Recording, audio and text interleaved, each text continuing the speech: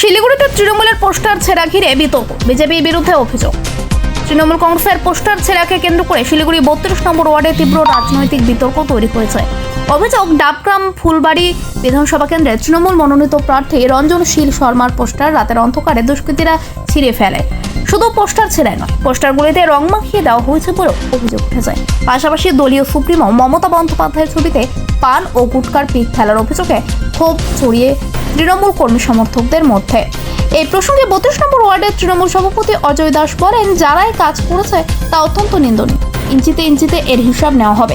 তিনি সরাসরি বিজেপির দিকে অভিযোগের আঙুল তুলে দাবি করেন, ভোটের লড়াইয়ে জিততে না পেরে বিরোধী দল ইচ্ছাকৃতভাবে অশান্তি তৈরির চেষ্টা করছে।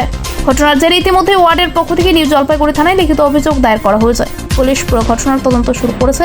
ঘটনাকে কেন্দ্র করে এলাকায় রাজনৈতিক উত্তেজনা তৈরি হয়েছে। কি ঘটনাটা হয়েছে?